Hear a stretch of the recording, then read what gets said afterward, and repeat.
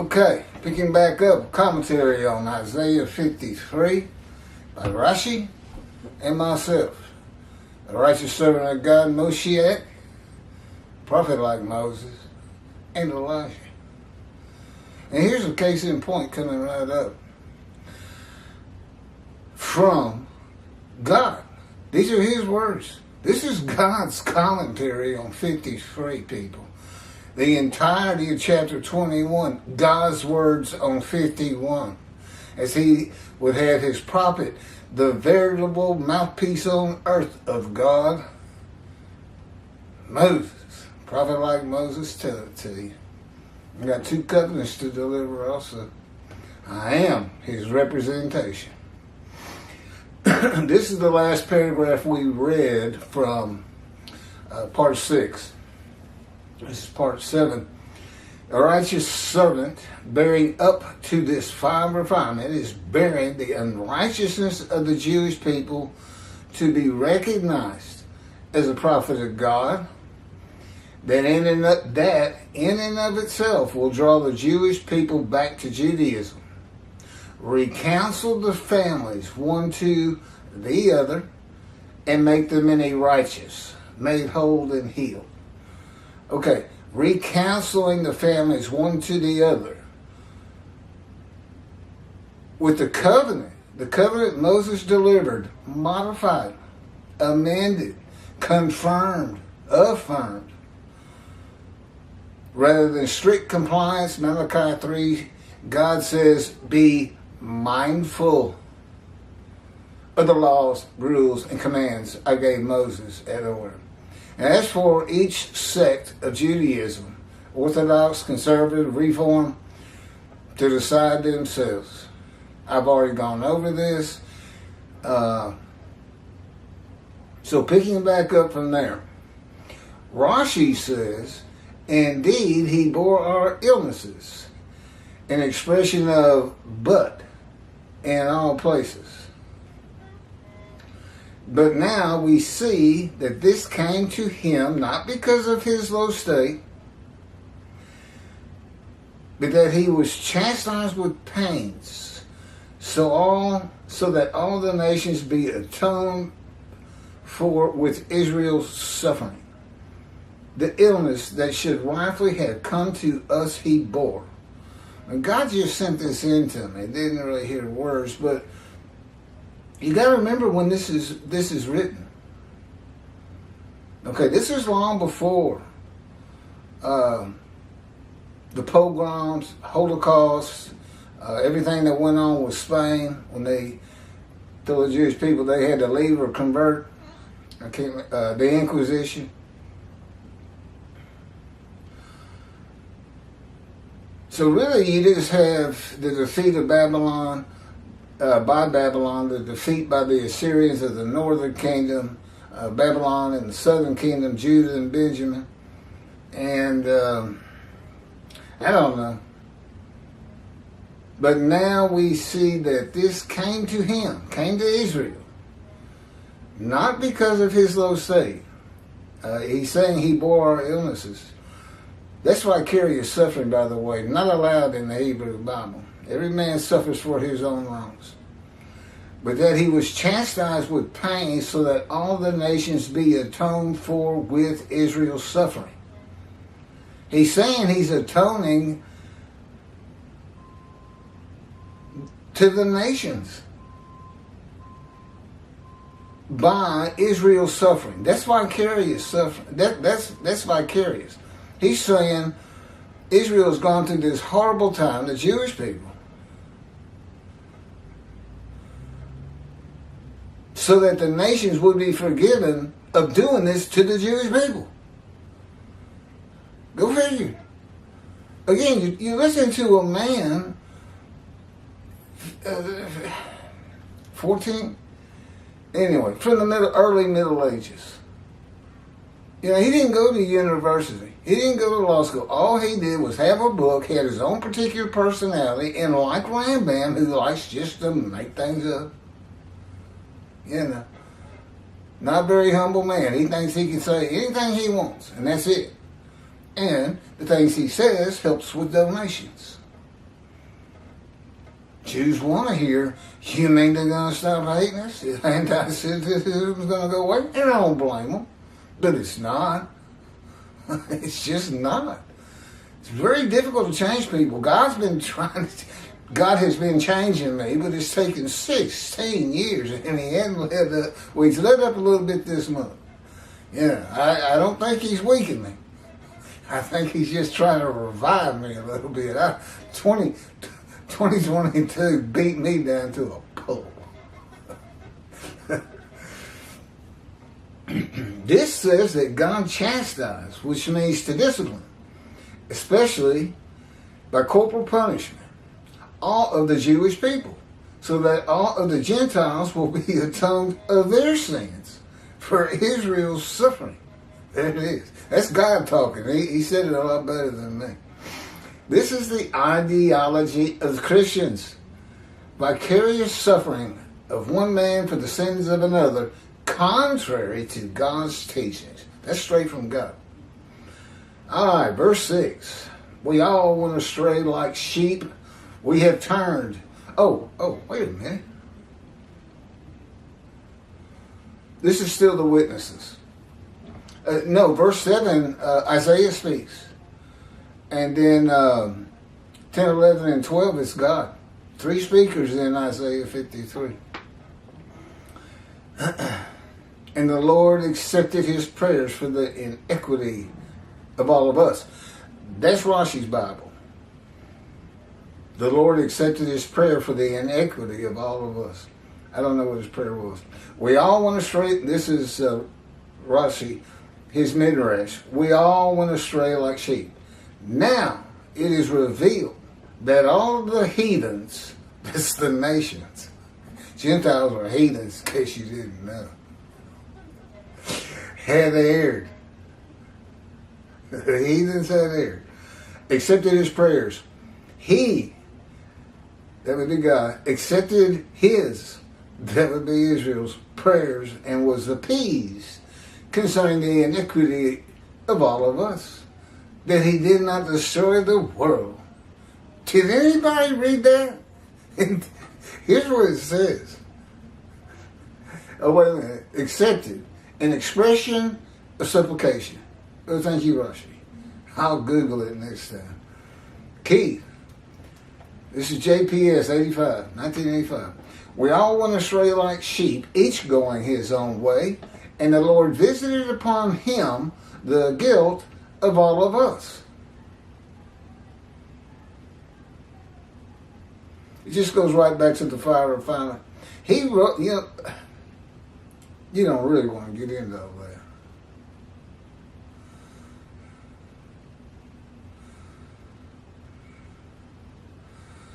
Yeah, that's the fire refinement. And basically, God chose to crush him with disease, exposed him to death, that he would offer himself for guilt.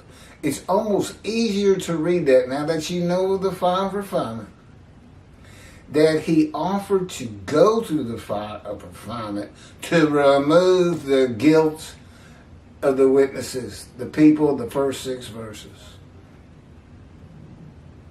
Oh yeah, we just finished 6. That's what that is. And no, that's why nobody can interpret it but me. And I have my backup is Ezekiel. And why it's done. He takes somebody of a furious and bitter spirit. Somebody that you just don't want to sit amongst a bunch of nice people. Like the Jewish, religious Jewish people and those who don't practice Judaism also. They seem like a great people. But, the last survey said 30% of them. Okay, don't give me the word. He's not letting me tell you I know what I'm talking about. He keeps trying. He says he's fine-tuning me now. I said, well, I can't feel anything inside. Nothing. It's just blank. He just beat it out of me over 16 years. And he's still messing with me. Albeit, it's been a little bit lighter than 2022, which was heinous acts of cruelty torture and torment. I asked him, I see these big 6 words, punishment, maltreatment, etc., etc. I said, where's torture? Why didn't you put torture in here? What about torment? Sometimes they just won't stop talking. Torment. May as well have it. Never mind. And heinous acts of cruelty. Well, you slam somebody face down in the cement, would everybody agree that's a heinous act of cruelty? It is. And as he said, second lesson. First lesson, your pain means nothing to me. Second lesson, there's no low I won't go to have you be the prophet I want you to be for the incredible things you have to get done. And people, it's a long list. It's not just make the many righteous and clear the way for the Lord to the third temple. There's so much more. Anyway.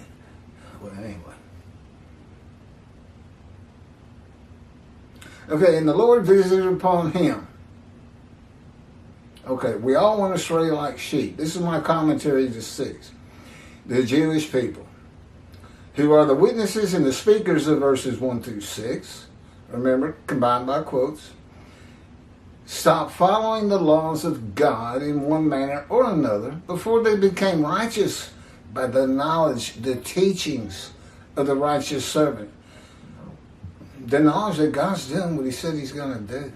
That he's got another prophet like Moses. You think that's not going to excite some people? And then they hear there's a new covenant of sin forgiveness to build the third temple. It's a boon. Really for the rabbis. This is going to bring people back, especially young people, to synagogue. And they're going to start studying because they're going to find out about heaven through me as Elijah. Everything Jewish. God becomes the information of your mind because you don't have one. And they've already doing it with me. Here on earth, I know what it is to exist in heaven. With him being the information of your mind, the difference with me is he's got my whole life with me at birth. There's nothing he can't bring back to me. When he's the information of my mind, it seems like I'm the same guy, but I can tell the differences. In heaven, the information will be all things Jewish, which I've already covered. But that will make people write Torah on their own heart because they're going to want to study. Because it'll make your heavenly experience all that much better. It's great to know the Talmud, even though we're saying, wait a minute, you got to throw some of that out. You got to be a bit more reasonable about it. You can't just take what Rambam says and say, our sages say. What do you say? Learn how to read the Bible. You got to separate what was done for antiquity, which cannot possibly apply today. Resurrection of the dead is the one example I give the most, but there's many others. You can find it in just about every book of the prophets. It's in there somewhere. And it's fun to look for. And the Lord visited the guilt of all of us. Midrash. This would happen in the day of the Lord when God requires a man to be his visible representation and speak and write his words, as Moses did.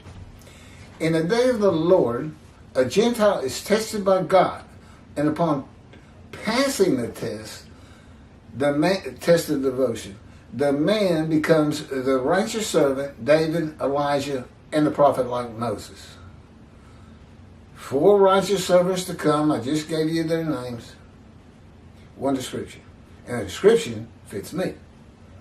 You won't find another man who matches 53:10, which I've gone over too, and we'll go over it again soon. Oh, thank you. My sister. Me, my sister, my elderly parents in their 90s, all living on Social Security. The house is paid, the condominium is paid for. I get room and board for helping.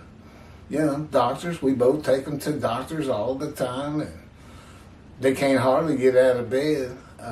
Just anything and everything. Lunch every day. My sister just bought me a Whataburger and fries, which I greatly appreciate.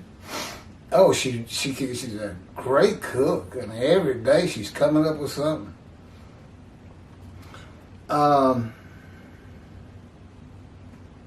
He accepts God's offer of possibly, it does say that, it might have long life. This is the test. After being crushed with disease in return of his offering of himself for guilt. To become the righteous servant, remove the guilt of the witnesses. And this is still 6. We're still talking about them. And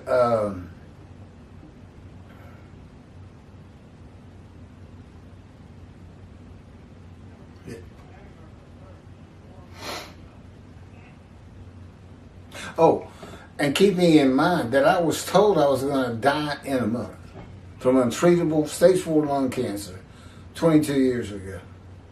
So all of a sudden I'm 50 and God's speaking to me, which again is a very interesting chapter in the life of God's righteous servant, which are the words of God. Exactly how it happened that day, which I can remember all of it vividly. And it's called God Talks to an Atheist. And I didn't even flip out or anything. He can control your emotions. You know, he told me I made emotions. And I can put knowledge in your mind without speaking. You knew who I was before you heard a word from me. I said, I was wondering why I was so calm about it. I'm basically almost ignoring you. You know, well, you have to read it. You can find it at keithmccarty.wordpress.com. It starts out with another story, also written by God, and it's in this book.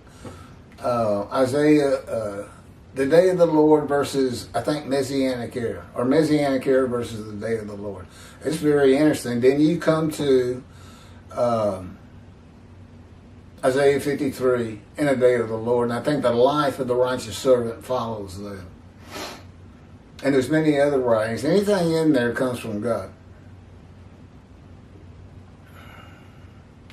He accepts God's offer of possibly having long life after being crushed with disease in return of his offering of himself for guilt.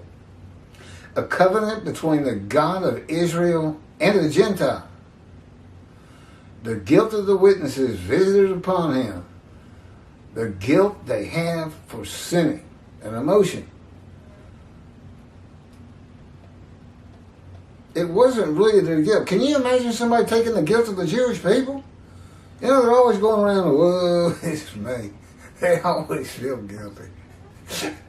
I know it's a stereotype, but can you imagine if he could somehow harness that and put it on you? It'd kill you.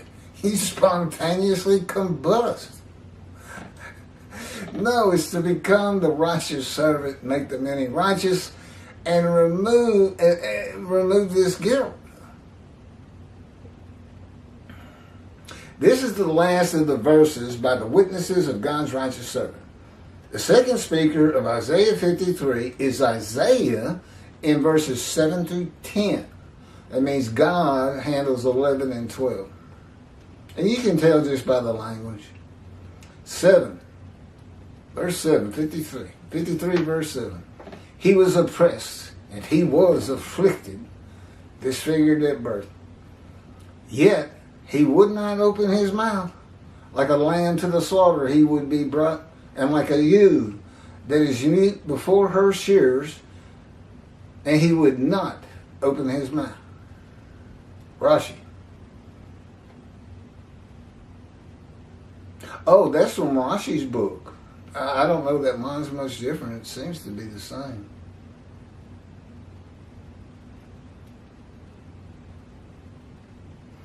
Rashi. He was oppressed and he was afflicted. Midrash, which means his commentary. Behold, he was oppressed by taskmasters and people who exert pressure. This would be all the people gathered as one man, Israel. Israel was oppressed, and Israel was afflicted.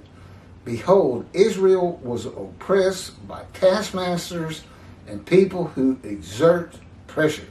Is that true for all Jews at this time? Had they gathered as one man in Israel? Of course not. Yet he would not open his mouth. He would suffer and remain silent, like the lamb that is brought to the slaughter, and like the ewe that is mute before her shearers. And he would not open his mouth. This referred, Israel would not open his mouth. When did the Jewish people stop talking? That's one man. When? They love to talk, so do I. Okay, this is Keith. This is me. He was maltreated. This is from JPS, verse 7. He was maltreated, yet he was submissive.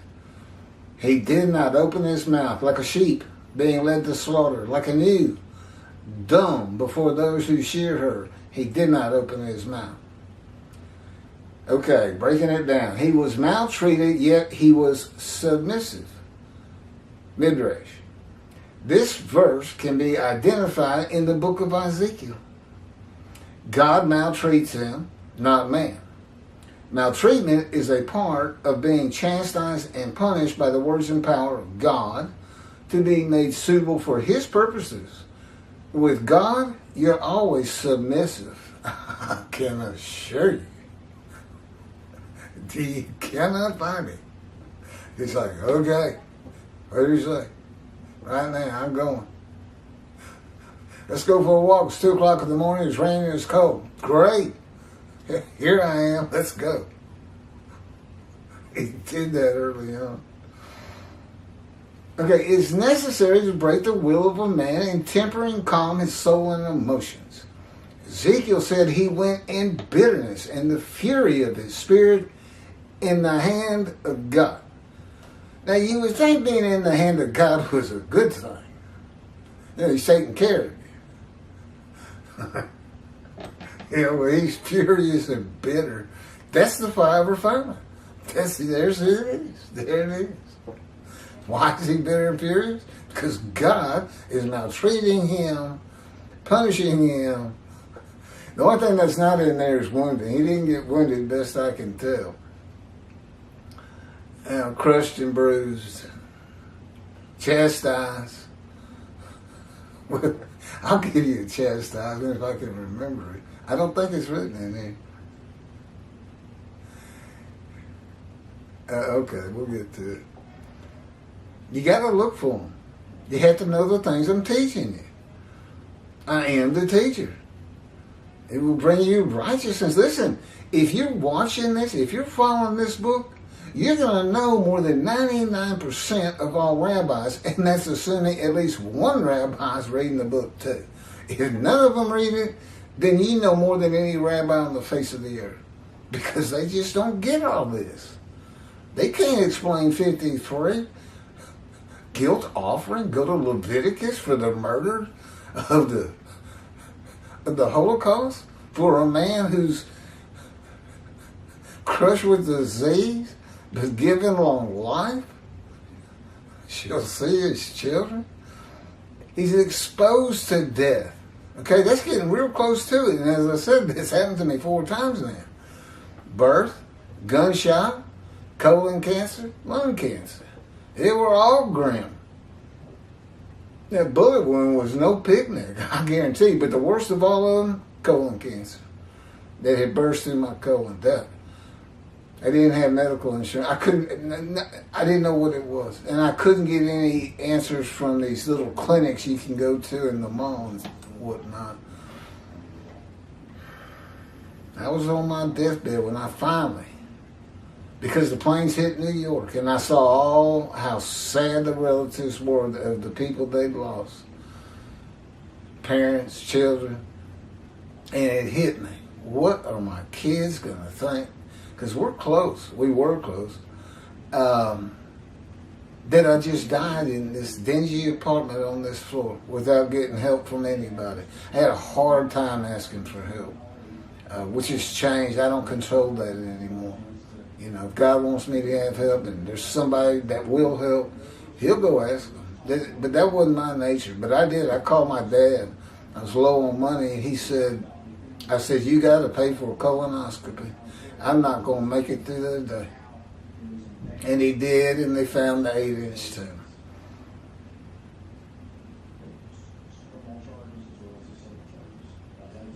The chastisement, punishment, maltreatment, crushing, and bruising in God's final refinement is to remove the bitterness and furious nature of Ezekiel. It is to make a man meek and humble. Moses, who killed a man when we first saw him, he had such a furious spirit, he killed a man in anger and then ran away. Moses was called the most humble man on earth at the end of his life. Of course, God had him for 40 years. He'll get you humble. He'll straighten you out. But as I tell you, yeah, it's just ridiculous. You got 16 years. It's too much. You got to refine your process. You got to bring it out of antiquity into the modern era, as he says about Judaism. He just laughs at it. Thinks I'm so funny. I'm not trying to be funny. That's him laughing through me. He wants you to say, this is what I do. That's him, yeah. He did not open his mouth. Ezekiel was sent to his house, and God bound him with the cords of his power so that he could not go out amongst the people. Do the same thing to me. Go to your room. I live in my parents' conduct. Go to your room. You know, I live in a room. No, I don't have any friends except my best friend's the Holy Spirit for my part. But he's really the only friend I got. Of course, me and my sister are friendly, and me and my parents, but outside of the family, no, nobody. To the people, Ezekiel was silent as a lamb. He didn't come out of his house. He couldn't. He's crushed and bruised and pinned to the ground, handcuffed, facing Jerusalem for all but 40 days when he was allowed to turn over. I can't go a night without flipping over in the bed. I can't do one night. He had to do a year and something. What is it, 340 days? But anyway, 40 days he got. With 40 days left, he got to flip on to the other side. The man who is described and becomes God's righteous servant will be cut off from the land of the living. That's me. This was written so that you wouldn't know it was me, that I wasn't declaring it. This one? This is from the life of God's righteous servant. We got so many 53s. God's righteous servant will be cut off from the land, is cut off from the land of the living, and is silent as a lamb to all that know him, while God prepares him to be suitable for his purposes that might prosper, just as he did Ezekiel. Now, Rashi does not explain how or when this happened to all the Jewish people as the man Israel. Hint, it didn't. Okay, that's verse 7. That's just Isaiah writing or talking. But of course, God's telling him what to write. Just as, this looks like I wrote it. But God told me what to write. As though it was me, I guess. Rashi, from imprisonment and from judgment. Oh, this is verse 8, Rashi's Bible. From imprisonment and from judgment he is taken. And his generation, who shall tell? For he was cut off from the land of the living. Because of the transgressions of my people, a plague befell them.